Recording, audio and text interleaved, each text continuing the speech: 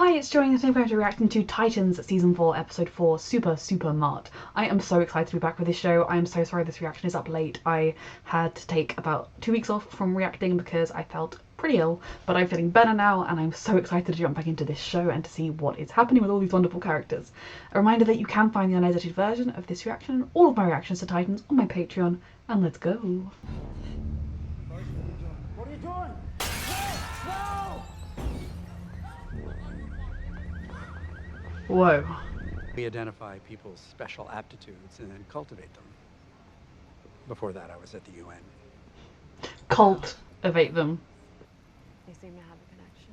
The blood moon is here. I don't think he was gonna be. This old Tamaranian song came on about a red moon. A red moon? Look at the sky, sweetheart. When the red moon comes, my true fight begins. I mean, I get why Dick thinks just having a dream and hearing a song about a red moon is like coincidence or just nonsense, it's just a dream.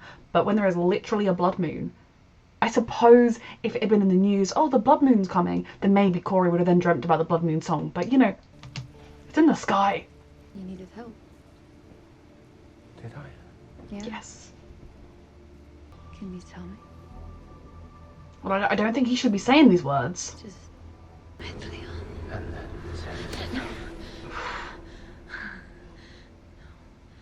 Yes, we came very close then. You know what they can do. We all know. Yep. the fire at the asylum. No one survived.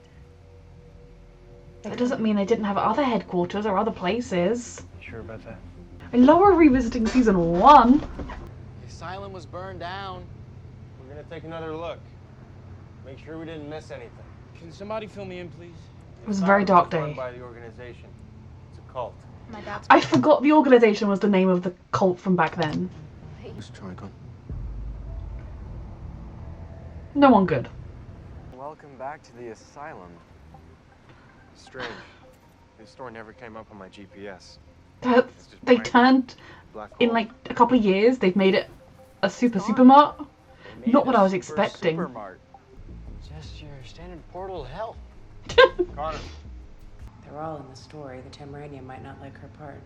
Fuck. It's already been written. You can't change her fate. Yes, we can if it's a bad fate. Jesus Christ. There can only be one. Jesus Christ. He's here. Okay. Anybody We bring you people to the nicest places. She's my neighbor from across the hall. And that could be me. No. No, it can't. This could be all of us. No. Or it could just be a fairy tale. Uh-huh. And the That's what they song want to living happen. box. Just a song. We have to consider both. We have to consider that it's nonsense and we have to consider that it's possible. Someone busted her out of here. The fire probably broke down all the security. We tried to get rid of Why her. was she here? He knows he's good. You know, I'm not You're so good sure. too because There's you so much choose more it. power than everybody else. You must wonder. Baby did not survive. Or was it a boy and so he didn't want it? Chosen one must be a girl. Fuck. Give him back. What happened to the... Did they kill the boy? Or is it out there somewhere? Prophecy. And Sebastian isn't her son because he's too old. As you wish. Sebastian's too old to be her son. He's the one from the children's book who makes the hole in the sky. It's part of their prophecy. No. I don't know anything about any holes or any prophecy. So he's a previous brother. He's Rachel's brother. They want me to all die. Yes, we do definitely have to stop that. We gotta kill him. No. Okay. I know I'm late. Just a dumb question. I just want to double check, like, what year she was giving birth? Was it 80s, not 90s? Yeah, 1998. So there has to have been another kid. Sebastian's not her kid unless he aged super fast. Because if he was born in 98, he'd be younger than me, and Joseph Morgan is very much not younger than me. You all die. I mean, he could just be another child of Trigon's from like a previous attempt to get a girl. He's right. This guy turns into a fucking pumpkin. Nobody is touching him. Okay, everyone relax, please. It's waning. We're about to be attacked by random people. What is it? What? I've been. The blood moon will expire in about 8 hours. Bless you guys, so Let's take these hopeful. tapes with us. People are coming with. Yep, here they are. Guys, please notice. Some zombified people that are either cultists or brainwashed. Zombies in the Mart. Does seem like it. Oh god, why doesn't it work? Okay, we're slightly outnumbered, but we're the Titans, it's all fine. We'll get Sebastian someplace. Oh fucking hell. You need to lose their head. But are they innocent? Are they... I guess not. Get in, Rachel.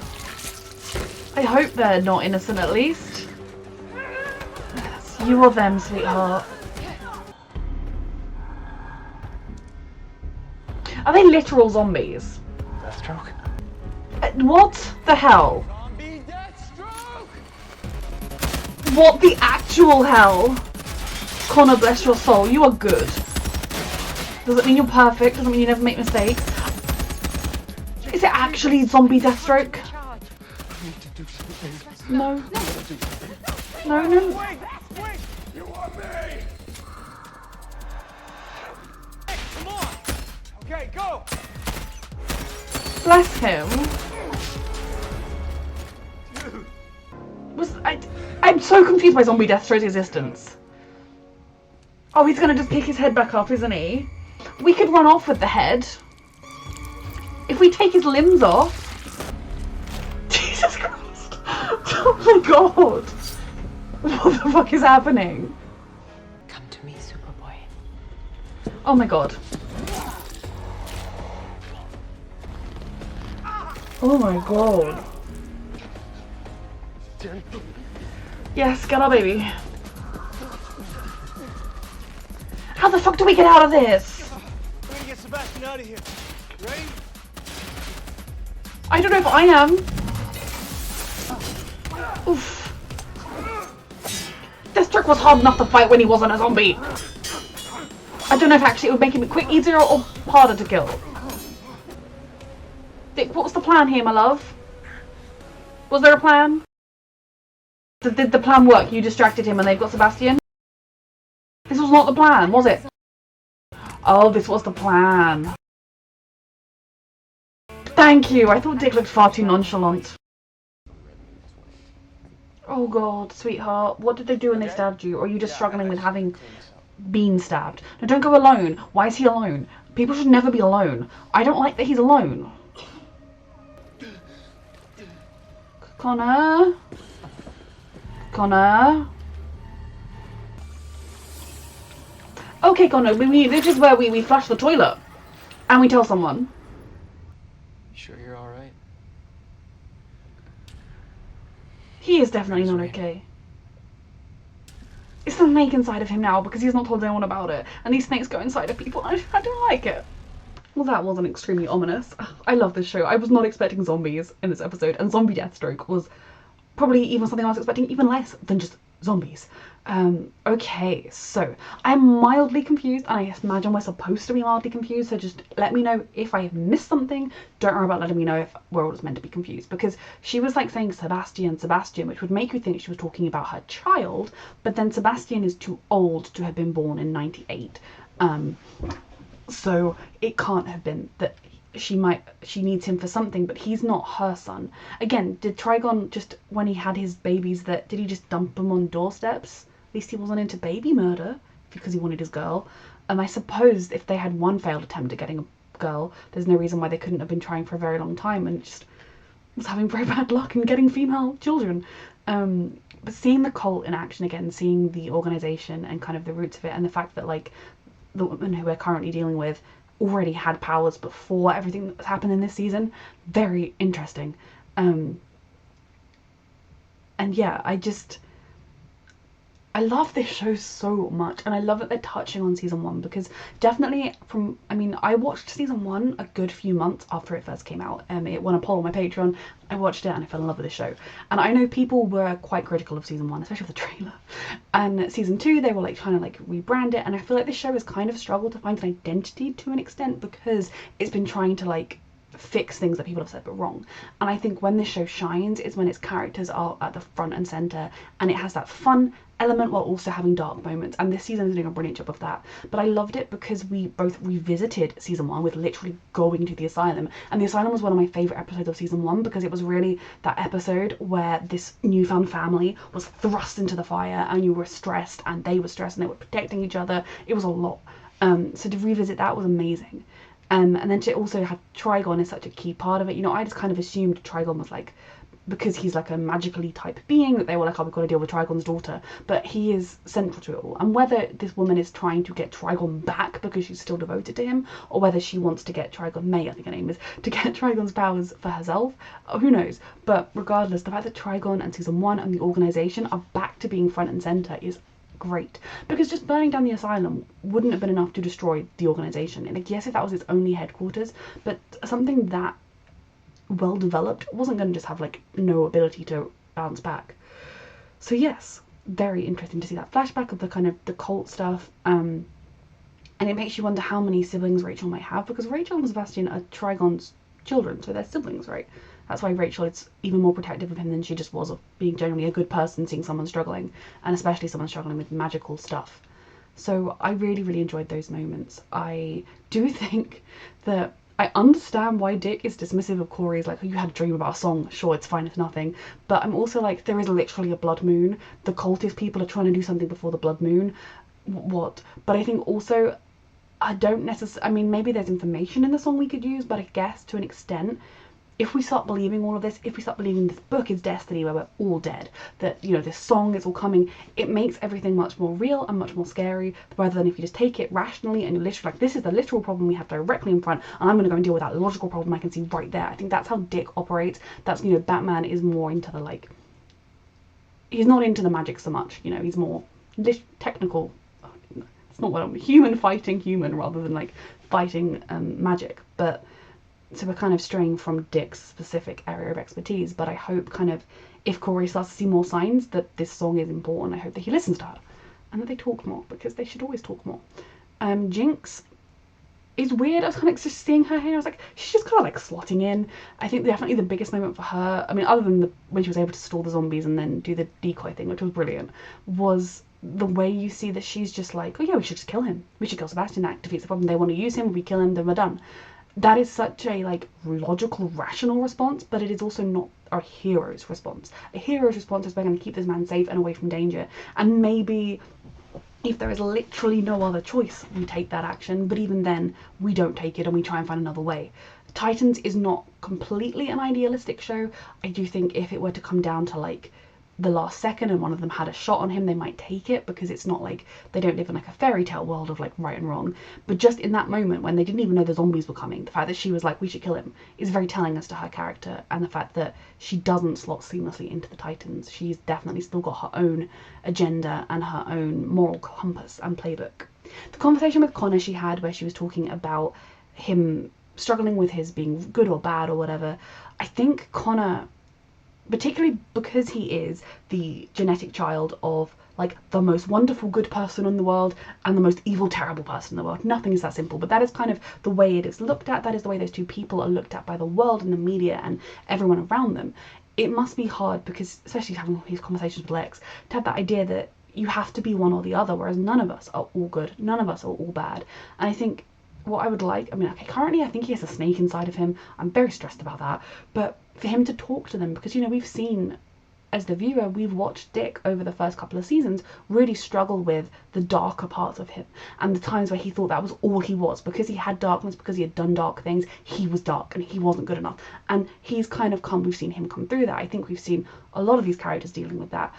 Connor isn't any different. Yes, he's extremely powerful, but he isn't any different, and I kind of hope he listened a little bit to Jinx, because Superman will have struggles. I mean, we've seen him in his own movies and his own shows, but Anybody worries about, have I made the wrong choice? Have I done something wrong? But it's ultimately if you choose to do the right thing, and I think a large part of it is choosing to want to do the right thing. And yes, you can still make mistakes, you can still go down dark paths, you can even become a villain doing that. But if you truly believe you're doing the right thing, and you truly believe you're doing it for good and not just for yourself, that is what's important. And I think Connor isn't going to be perfect. He's not going to be all good. He's going to have some knacks for thinking logically, but just because you have the kind of intellect Lex did doesn't mean you're evil either.